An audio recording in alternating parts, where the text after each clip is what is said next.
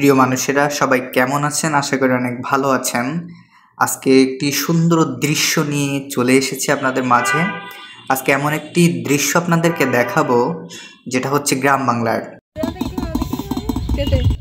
দেখুন, এটা হচ্ছে আমার আব্বু দাঁড়িয়ে আছে এক সাইডে। দেখেন, একটা বালতিতে কিছু মাছের খাবার নিয়ে প্লেট দিয়ে কিন্তু বালতির গায়ে ঠুং ঠুং করে একটা আওয়াজ করতেছে।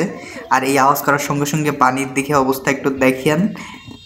পানিতে কিন্তু মাছগুলো নড়তেছে, মানে নড়ে নড়ে আসতেছে ওরা দূর থেকে। এই যে একটু জুম করলাম, দেখেন দূর থেকে মাছগুলো কিন্তু ছুটে আসতেছে। মানে এটা একটা মানে প্রাণীদের সাথে একটা এমন একটা বন্ডিং, এটা যারা গ্রামে মাছের চাষ করে তারা বুঝবে।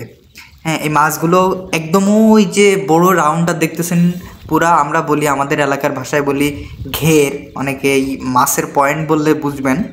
এই মাছের পয়েন্টের বিভিন্ন সাইডে কিন্তু এই মাছগুলো ঘুরে বেড়ায়। আর এটাই স্বাভাবিক প্রকৃতির নিয়ম যেটা।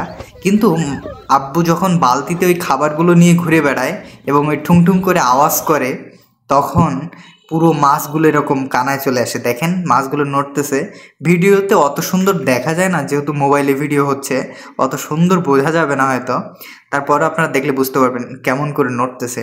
এগুলো বড় বড় মাছ, রুই কাতলা বা বিভিন্ন ধরনের যেসব সাদা মাছ রয়েছে, এগুলো কেমন লাগলো সবাই কমেন্টে জানাবেন। সব ভালো থাকবেন, সুস্থ থাকবেন।